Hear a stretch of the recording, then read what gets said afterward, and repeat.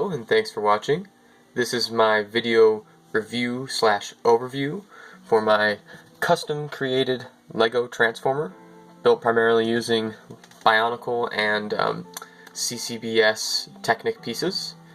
I call this particular former Downforce, and as you can see, he turns into a super futuristic, high-tech Formula 1 style racer. It's got the big spoiler in the back, as well as, let me see if you can get a better picture, these double exhausts. Got some big air intakes on the back, make him look really fast and sleek. I'm quite happy with how well he rolls actually in this mode, considering that there isn't too much really holding him stably together. Got a nice front splitter with the kind of cool colors coming through. I like the white and teal and green color scheme for this guy. I feel like they accent each other well, and they were all colors I don't really have a lot of in my collection, so it was nice to be able to get them together cohesively on a MOC. Now, kind of cool thing about this is that he does completely transform like a Transformer would be. This is all, of course, from my own design. You can't necessarily build this just, I couldn't like list a bunch of sets for you, but this is what I was able to come up with. And to get into transformation, we're going to remove this spoiler here first. I like to try to adhere to what I would call like typical Transformers rules, in that when transforming, the only things allowed to detach are weapon pieces.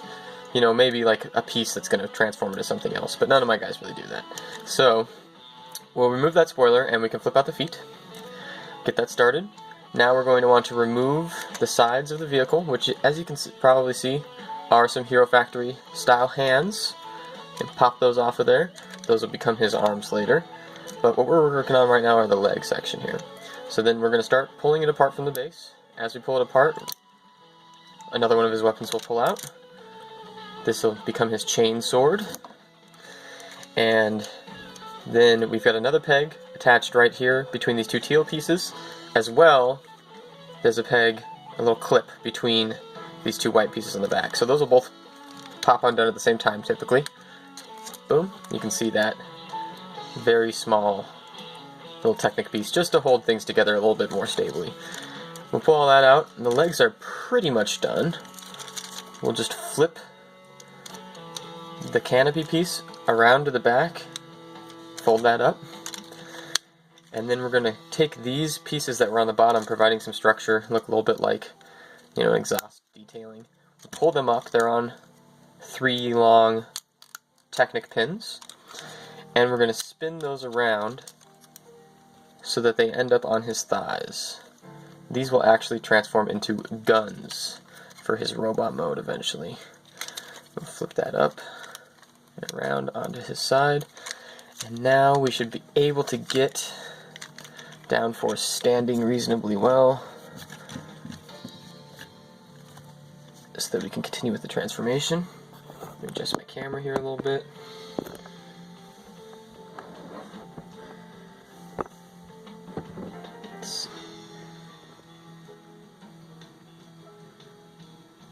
That should work. So now we're going to come across and we'll transform the arms. So we're going to fold these panels off the front section and then turn them 90 degrees so they're facing forward. We'll do the same over here. There we go. And then you can see there's a white prog-rock eye piece that has a green connector kind of wedged into it. That green connector will rotate out about 90 degrees there, so that it ends up on the sides of the biceps, and this will make for some nice armor. Next, we'll form the shoulder by folding these light blue prog-rock eye pieces that were just kind of sticking off as details in vehicle mode. We'll fold them down, and that'll tighten everything up here, make some arms. Then all we have to do is rotate the forearm and the fist so that everything is in alignment and he has a nice elbow. There we go. Alright, now to finish him, we'll split the front And then we're going to rotate the wheel section, which has the front splitter on it, around 180 degrees and fold it down. Fold down.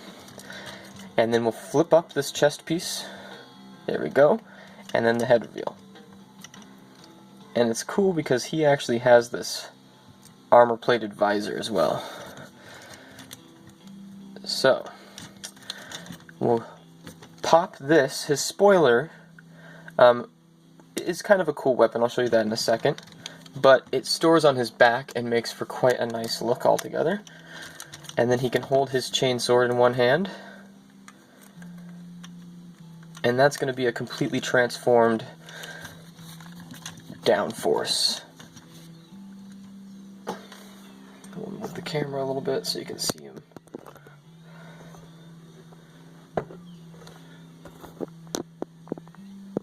There we go. So, we'll bring him in for a close-up so we can look at his face. It's a Hero Factory face, and I'm not 100% familiar with this one. Just got it in a lot of parts, and I really like the expression that it's got going on here.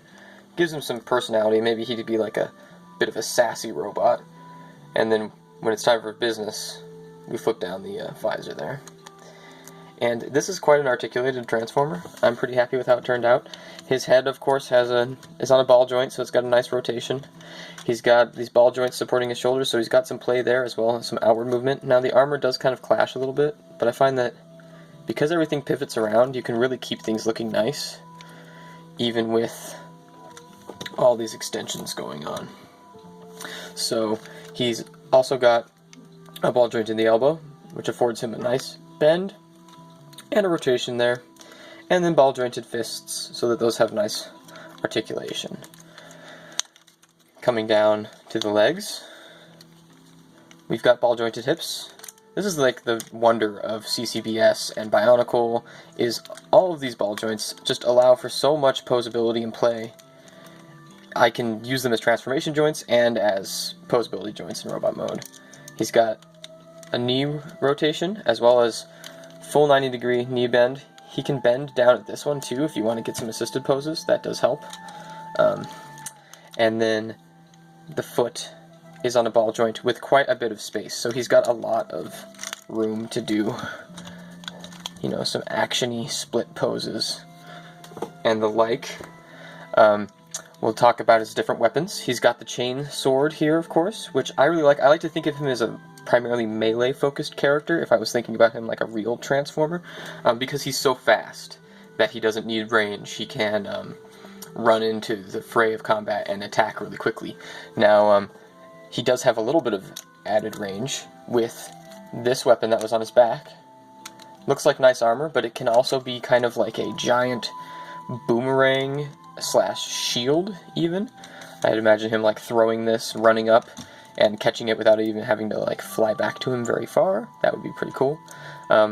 It's makes for a cool weapon, but I feel like it usually adds more to the character to have it resting on his back here. However, he does have storage for his chain sword as well.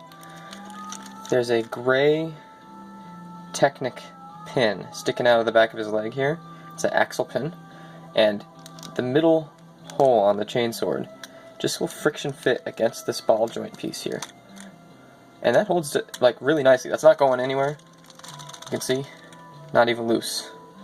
So you can store that there. And then I did mention that these on the back of his thighs become guns. So I just kind of hang onto that 3-long axle pin, or just pin, and pull off the gun. Then that can just collapse back in partially so it gets more out of the way. The gun has a little handle on it that flips down, and then it gives you a completed little pistol. He can hold these in his hands. Put one there, and we'll pop off the other one.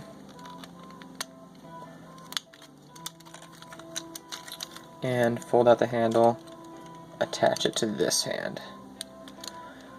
So with those he can do some added support. I imagine like some nice strafing, using his speed to his advantage with the pistols. Just a good look with the light pistols on top of all of his sharp lines.